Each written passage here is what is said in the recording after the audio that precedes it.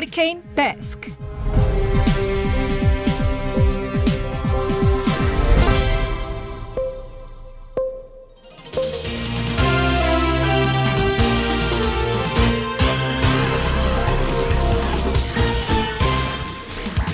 먹고 살기 힘들어도 지나치면 안 되는 세상 소식 전해드립니다. 허리케인 데스크.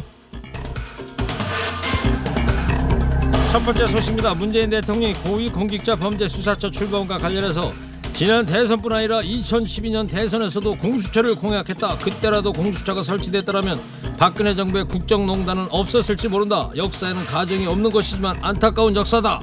이렇게 밝혔습니다. 야당의 아킬레스건인 박근혜 정부 국정농단을 언급하면서 야당의 공수처 출범 반발에 직격탄을 날린 건데요. 한편 국민의힘 김종인 비상대책위원장이 이명박근혜 전 대통령이 구속된 것에 대해서 역사와 국민 앞에 큰 죄를 저질렀다며 용서를 구했습니다. 오늘 긴급 기자회견을 열고 집권 여당으로서 통치 권력의 문제를 미리 발견하고 제어하지 못한 잘못이 있었다고 인정했습니다. 너무 뒤늦은 사과에 진정성을 의심하는 시선도 많은 게 사실인데요. 그 사과에 진심을 담으려면 이제는 발목 그만 잡고 공수처 출범에 힘 좀 보태주기 바랍니다. 오늘 코로나19 일일 확진자 수가 880명을 기록했습니다. 지역사회 내 감염 확산세가 지속되고 있는데요. 그러나 보건당국은 사회적 거리두기 3단계 격상에 신중한 모습입니다. 손영래 중앙사고수습본부 전략기획반장은 오늘 라디오 인터뷰에서 3단계 격상은 광범위한 사회적 피해가 초래된다. 만약에 효과가 확실하다면 어마어마한 비용을 초래하고라도 조치를 강하게 들어갈 수 있을 것이나 사실 지난 2단계와 2.5단계 이동량 저하, 접촉 횟수 저하가 아주 두드러지게 떨어지고 있지 못하다.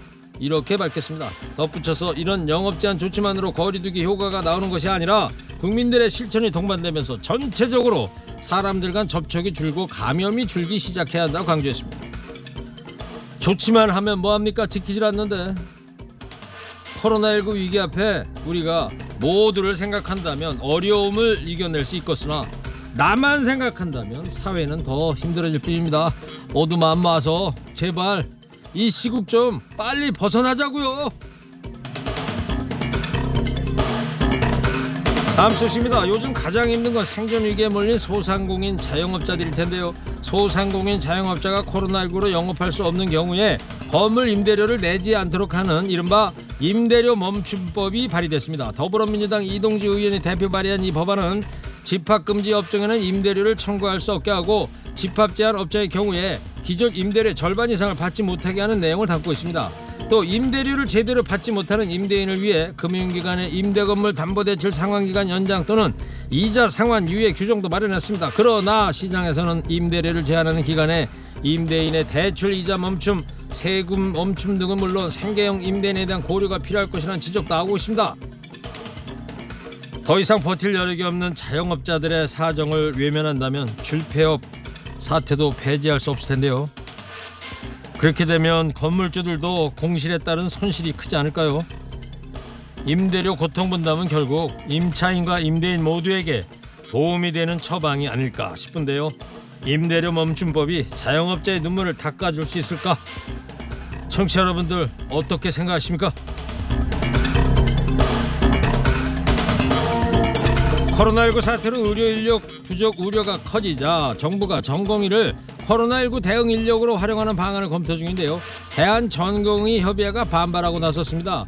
인턴 레지던트를 대표하는 대전협은 전공의의 코로나19 방역 투입을 원한다면 의사와의 신뢰와 공조, 연대를 깨뜨렸던 과거의 발언과 행동에 대해 사과를 하면서 병원 핵심 인력인 전공의 대신 의대생 국시를 면제하고 이들을 코로나19 방역에 투입하라고 밝혔습니다. 역시 수재들은 뭐가 달라도 다릅니다.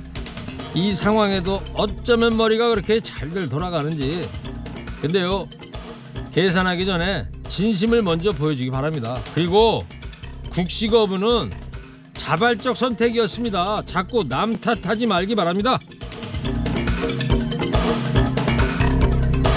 마지막 소식입니다. 고급 수입차를 탄 모녀가 노숙인을 위한 무료 급식소를 찾아서 도시락을 받으려 한 사실이 알려지면서 공분을 사고 있습니다. 경기도 성남시에서 노숙인 무료 급식소 안나의집을 운영하는 김하정 신부는 SNS에 오늘은 아주 괴로운 날이다. 화가 나고 어이없는 일이 일어났기 때문이다. 이런 글을 올렸는데요. 흰색 벤츠를 타고 온 모녀가 도시락이 모자란다고 말렸는데도 공짜 밥 주는 곳인데 왜 막냐며 오히려 화를 내며 도시락을 타갔다는 사연입니다. 김 신부는 스스로 끼니를 해결할 수 있는 분들이 가져가는 도시락 하나가 그분들에게는 한 끼일지 모르지만 노숙인 한 명에게는 마지막 실사일 수도 있다고 안타까운 마음을 토로했습니다. 그나마 위안이 되는 건 이 같은 사실이 알려지자 오히려 무료급식 후원을 시작하겠다는 응원의 메시지가 이어지고 있다고 합니다. 원래 있는 자들, 가진 자들이 더한다더니 옛날 어른들 말 틀린 거 하나도 없이요. 그렇게 해서 벤츠 타고 다니면 좋겠습니까? 뭐 마음이 가난하고 배고픈 사람이었나 보다, 이렇게 생각해 봅니다. 오늘 허리케인 데스크 여기까지 하겠습니다. 깨어있는 시민이 됩시다.